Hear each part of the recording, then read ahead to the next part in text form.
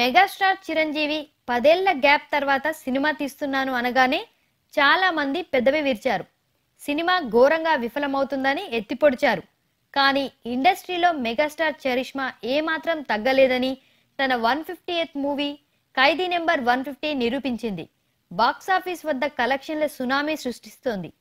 అయితే సినిమా విడుదలకు ముందు చిరంజీవి మేనల్లుడు సాయి ధరమ్ తేజ్ కొన్ని ఇంట్రెస్టింగ్ కామెంట్లు చేశాడు. ఆ కామెంట్లే ఇప్పుడు నిజమవుతున్నాయి. ఇంతకీ సాయి ధరమ్ చేసిన ఆ వ్యాఖ్యలేంటి అంటే, ఇప్పుడు నాన్ బాహుబలి రికార్డులంటూ మాట్లాడుకుంటున్నారని, ఇకపై నాన్ ఖైదీ నెంబర్ 150 రికార్డులు అంటూ మాట్లాడుకుంటారని అన్నాడు.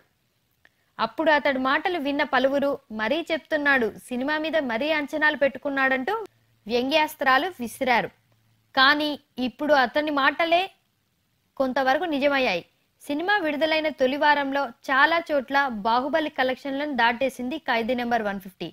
కృష్ణా జిల్లాలో తొలి వారం బాహుబలి 3.63 కోట్ల షేర్ వసూలు చేస్తే ఖైదీ 3.77 కోట్లు సాధించింది.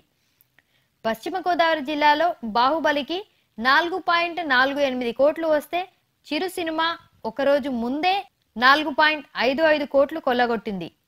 తూర్పు గోదావరి జిల్లాలో ఖైదీ నెంబర్ 150 5.92 కోట్లు, నెల్లూరులో 6వ రోజు వచ్చేసరికి 2.25 కోట్ల కలెక్షన్లను సాధించింది. ఆ రెండు జిల్లాల్లోనూ బాహుబలిని బీట్ చేసింది ఖైదీ నెంబర్ 150. వైజాగ్లోనూ బాహుబలిపై చిరు సినిమా పైచేయి సాధించింది. ఇదే జోస్ కొనసాగితే ఫుల్ రన్లో మెగాస్టార్ సినిమా బాహుబలి రికార్డులను బీట్ చేయడం కష్టమేమీ కాదంటున్నారు సినీ విశ్లేషకులు.